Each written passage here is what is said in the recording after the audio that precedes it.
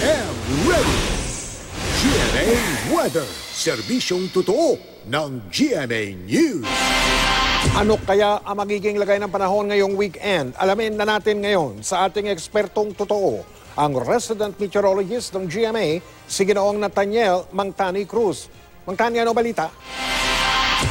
Salamat, Mike. Mga kapuso, lumakas pa po ang Bagyong Perla habang mabagal na kumikilos patungo ng Batanes. Nasa layo na lamang 790 kilometers dyan sa may east ng Basco, Batanes, ang sentro ng Tropical Storm Perla. At umaabot na ngayon sa 75 kilometers per hour yung lakas ng hangin ng bagyo at may bugsong nasa 90 kilometers per hour at halos hindi ito umaalis sa kanyang kinalalagyan.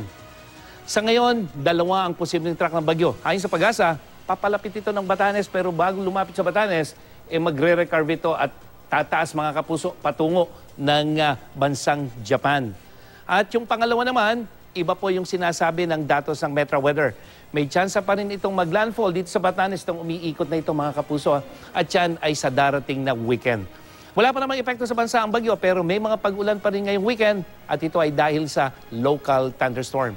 Sa Luzon, buong weekend na maulan sa Palawan, Sabado itong titingnan natin at pagdating ng hapon ay may ulan ka na dyan sa may Cagayan Valley, dyan sa may Cordillera, ilang bahagi ng Central Luzon, probinsya ng Quezon, dyan sa may Mimaropa at Bicol Region. Ganda din nakikita natin sa linggo, maghapon ng ulan sa Palawan at may ulan sa hapon sa malaking bahagi ng Northern at Central Luzon. Sa Metro Manila mga kapuso at sa mga lalabas ng bahay, may thunderstorm tayo pagdating yan ng hapon at gabi, Sabado at Linggo yan mga kapuso. Sa Visayas at Mindanao, walang ulan tuwing umaga.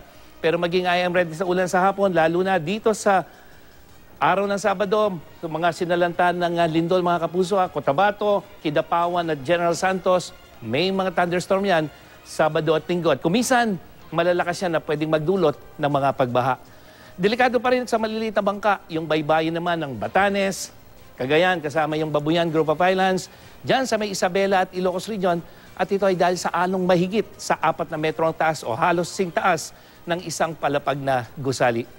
Mga kapuso, huwag mong kalimutan ang I Am Ready sa Double B, alas 9 hanggang alas 10 ng umaga tuwing Sabado sa Super Radio DZBB, radyo na, TV pa.